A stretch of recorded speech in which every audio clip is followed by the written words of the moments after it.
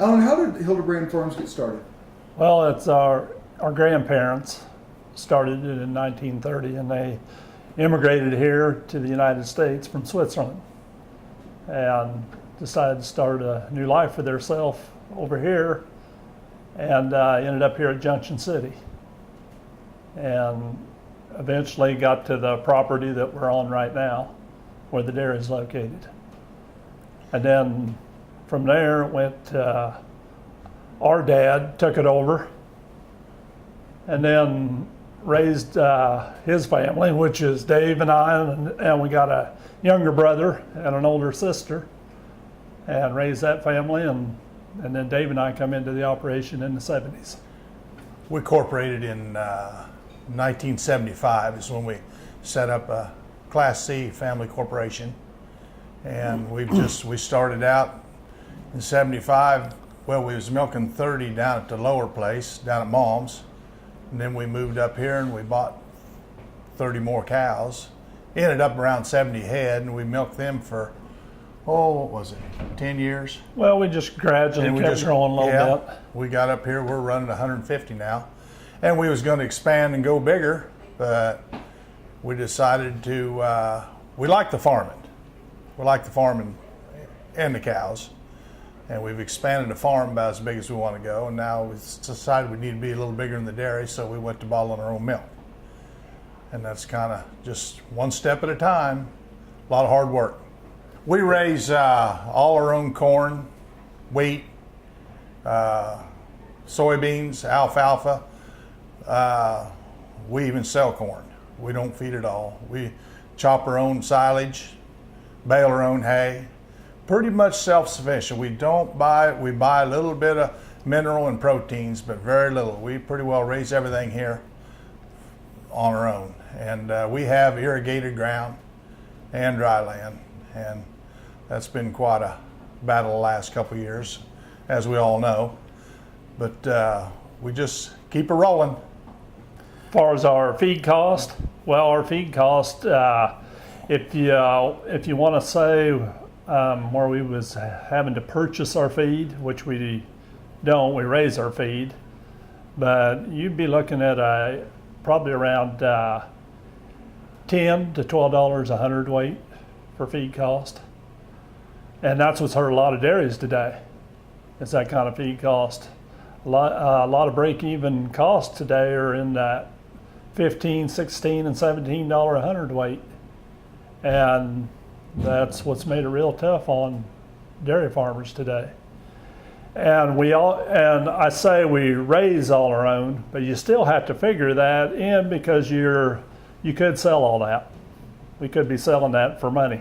Fertilizer's expensive, chemicals are expensive, equipment's expensive, and time you figure all that out, it's a battle, but it's a good life. The best thing about the whole deal is we got our family in it, and the whole family is pretty much everybody on his kids and mine are all in this operation, and it's working. Well, my family involves my wife Mary, my daughter Melissa, my son Jake, and another son Adam. And as far as what everybody does in the operation, my wife teaches school at Garfield in Abilene, Kansas, and she comes in here and tests our milk before she goes to school every morning. She does our antibiotic testing, make sure we don't have any antibiotics in the milk. And then Melissa, she does our helps in actually kind of manages the milk plant and does our marketing for us. Just kind of an all-around help. Keeps all the trucks going, all the drivers and promotion. She's busy. And then Jake, he just come into the operation. After high school, he went to Votech on agriculture technology, and he started in the operation here in May, and he's helping with the farming. He feeds the cows in the morning, and just anywhere we need him, that's where we use him at. And then Adam, he's still in high school. He's a junior in high school right now. And we don't know where he's going to be just yet. But he does help around. He helps on the weekend and in the evenings at times when we need him.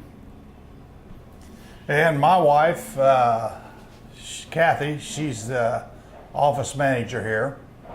And she has in there helping her my daughter Julie. My daughter Julie went to 4 years out at Fort Hays, and she's home, married, and has one little daughter. And Julie's kind of in charge of the.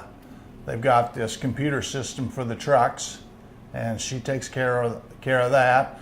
And we also sell all our beeves through the store, either by the piece or quarters or halves. And our locker plant up at Riley, and Julie and Alan here, they take care of all the booking of that and what's going on there. And my wife, she pays the bills and tells us to stop spending money, and just keeps everything going.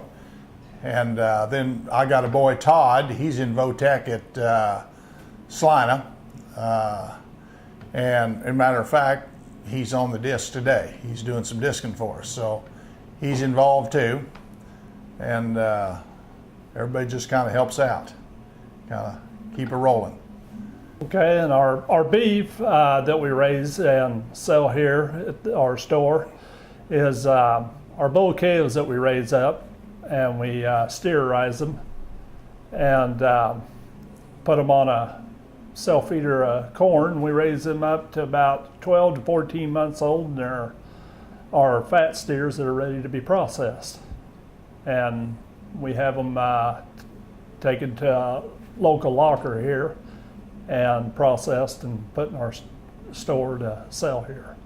Our beef is sold here only in our on-farm store here, and then we also sell like quarter, halves, and whole beef that we'll deliver to the locker plant for an individual if needed.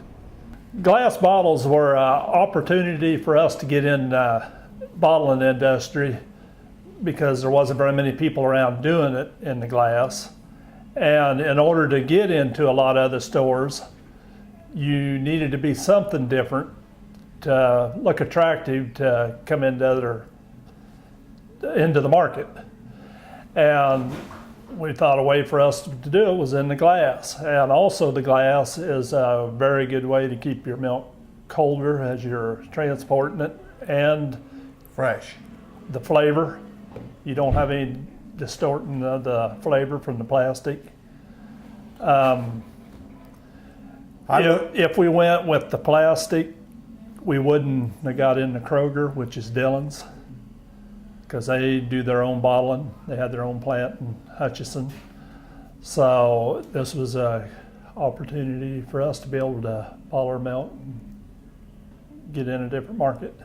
Kind of like back in the past, years ago, the younger generation don't recognize as much because everything's plastic and aluminum cans. But like, for instance, soda pop used to all be returnable glass bottles. And you talk to the people that are elderly, that was the good pop. And we refer to our milk same way. You know, it just tastes better in glass, we think, we feel, and we have a lot of comments on that. People like it. And it goes along with your greener theme, where we're not throwing away trash here. We're bringing our bottles back and washing these bottles through our machine and re-sanitizing and filling them back up with milk.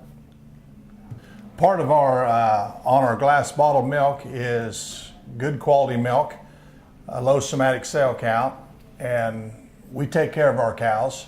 We keep them bedded in the free stalls, and we like the people say, we like happy cows.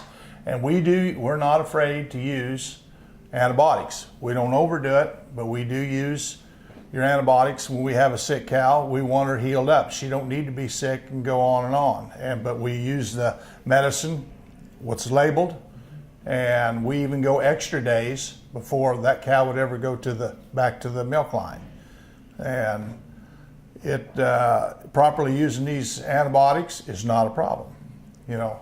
And a lot of people are against that, but if they're used correctly, and it's very successful. And that's a luxury of having our own lab here on the dairy farm in this milk plant, to where we can check our cow before we put her into the tank, make sure there's no antibiotics in that milk. When we have a cow that we feel needs treated with antibiotics, she goes into what we call a pot pen. And that's a pen that all our treated animals go in, and they're milked after all the other cows are milked, and into buckets, and does not go into the tank. And we go by the label, and normally it's 72 hours that you have to withhold that milk, and a lot of times we'll go an extra milking or two to be sure, and then we test that cow to make sure there's no antibiotics show up in her milk. And we only use antibiotics on cows that we need to treat for their health. We don't feed any antibiotics on this farm, and we don't feed any artificial hormones either. Most of our treatment here is done due to mastitis or foot problem. Very rarely are we treating for anything other than that. If we have a cow that's beyond that type of treatment, most of the time we'll go to K-State with her, and we'll have her treated over there. Like, for instance, displaced abomasum, that's something popular in the dairy industry. And we'll take them over there, and they'll fix the cow up for us over there. They have to go in, flip stomach back over, sew her back up, and then she'll be on antibiotics for about 3 days until she gets healed up and back into the milk herd. What do you guys see happening for the dairy over the next couple of years as you bring your children into it? Well, the point we're at right now, we're kind of at a leveling off point, because we've done a lot of growing here just the last few years, and we're trying to get comfortable where everything is right now, and maybe a few different products may come along here. Mary, what do you enjoy about the dairy industry? Well, actually, I spend my full time teaching, so I'm just the milk tester, I guess. I don't spend a lot of time up here as everyone else does, but it does give us a chance to be together as a family, and we have something for our children for the future too. Alan, what is your hope for the future of Hildebrand? Well, it'd be kind of nice if the family farm went on, if it works out that way, and it depends on the next generation coming on here. Already got some of our kids that are involved in it, and they seem interested anyway, and we'll see how far they take it. Marrying into a farm? Were you a farm girl? I grew up in a farming area. My grandpa had a small farm, so at least I was used to the routine and the procedures. And I grew up with my family living just down the road from each other like we do now, so that wasn't an issue at all. So when you guys got married 24 years ago, did you have any idea that 24 years down the road you'd be having this nice big corporation called Hildebrand Farms? No idea whatsoever. The bottling thing is what has really changed things here the last 5 years. And things have really advanced quite a bit since we've done this. There's just one thing after another changing here. And when we first got married, we weren't even milking 100 cows yet, because I remember when we hit the 100 and we really thought that was something big. So it has changed a lot. Kathy and Dave, what are your hopes for Hildebrand Farms going forward? Well, I think pretty much the same as Alan and Mary. We just have worked real hard to build the business in hopes that our children will want to take it over someday. So, I hope that that's happening.